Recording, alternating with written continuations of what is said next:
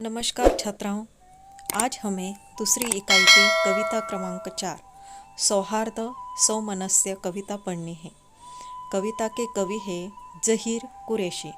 प्रस्तुत दोहों में कुरैशी जी ने छोटे बड़े के भेद मिटाने, नफरत स्वार्थ आदि छोड़ने के लिए प्रेरित किया है।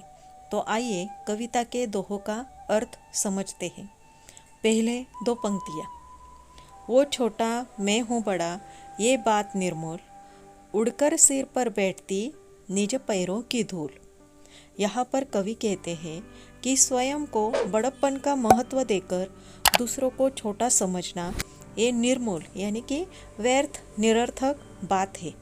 जिस धूल को मिट्टी को हम पैरों से रौंदते हैं, वह धूल जब उड़ती है तो हमारे सिर पर आकर बैठ जाती है। ये बात हमें सदा ही याद रखनी चाहिए। अब अगली दो पंक्तियाँ। नफरत ठंडी आग है, इसमें जलना छोड़, टूटे दिल को प्यार से जोड़ सके तो जोड़। नफरत घृणा ठंडी आग के समान है और ये धीरे धीरे हमें जलाती रहती है, हमारे मूल स्वभाव पर नकारात्मक प्रभाव डालती है। हमें नफरत को त्याग देना चाहिए। दुख में डूबे हुए टूटे दिल वालों के लोगों को प्यार से जोड़ने का प्रयास हमें करना चाहिए। अब अगली पंक्तियाँ देखते हैं।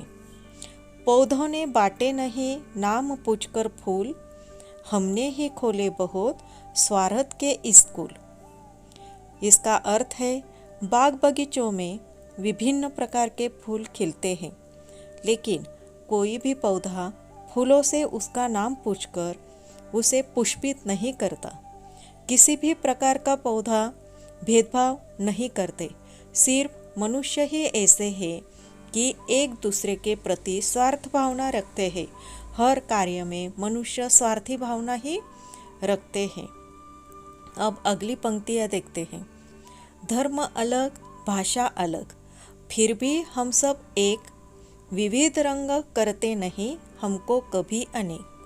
प्रस्तुत दोहे की पंक्ति में कवि कहते हैं कि हमारे भारत देश में अनेक धर्मों के भिन्न भाषा बोलने वाले अलग अलग तरह के लोग रहते हैं, फिर भी हम सब भारतवासी एक हैं। धर्म की भिन्नता हो या भाषा की रंग भेद हो, कोई भी तत्व हमारी एकता को प्रभावित नहीं करता। अगली पंक्तियाँ हैं। जो भी करता प्यार वो पा लेता है प्यार, प्यार नगद का काम है रहता नहीं उधार। इसका अर्थ है हम दूसरों के प्रति प्यार से व्यवहार करेंगे तो हमें बदले में प्यार ही मिलेगा। प्यार के कारण वातावरण सुंदर हो जाता है और प्यार पाने वाला व्यक्ति अपनी भावनाओं को अभिव्यक्त करते हुए तुरंत प्यार से उसका जवाब देता है, यानी कि वो कुछ भी उधार नहीं रखता।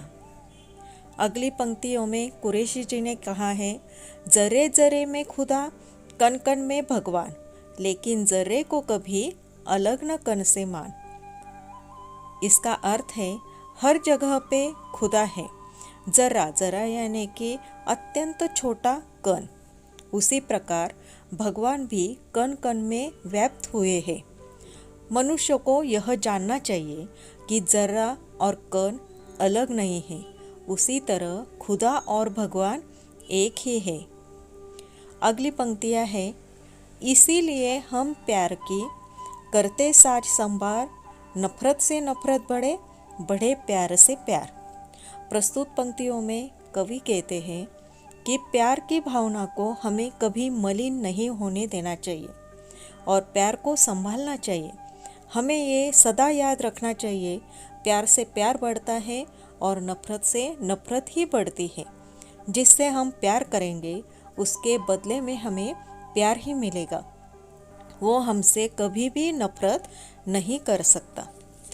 अगली जो पंक्तियाँ हैं वो है, भांति भांति के फूल हैं फल बगिया की शान, फल बगिया की लगती रही मुझको हिंदुस्तान। बगीचे में विविध तरह के फल और फूल उसकी शोभा बढ़ाते हैं। उसी प्रकार हमारा हिंदुस्तान भारत देश बगीचे के समान है। जिसमें हर प्रकार के धर्म के भाषा के लोग रहते हैं और हमारे भारत देश के बगीचे की तरह शोभा बढ़ाते हैं। अगली पंक्तियाँ देखते हैं। हम सब जिसके नाम पर लड़ते हैं हर बार, उसने सपने में कहा लड़ना है बेकार।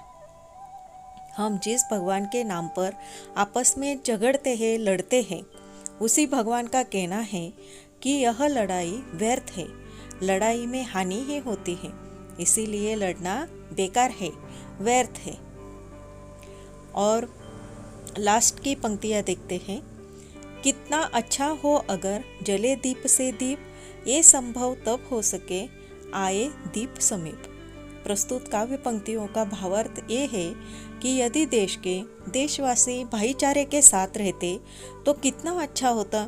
जिस प्रकार दीपक, दिया, अनेक दीपक जलाकर दीपमाला की तैयार हो जाती है, उसी प्रकार सभी धर्मों के लोग नफरत को भुलाकर प्यार से एक दूसरे के समीप यानी कि नज़दीक आए, तब यह भावना साकार हो सकती है। आपने इस कविता का अर्थ जाना होगा और मैं आपको कुछ सवाल पूछती हूँ, आप उसके उत्तर दे दीजिए। पैरों की धूल उड़कर सिर पर बैठती है। कण कण में कौन बसा है? कण कण में भगवान बसा है।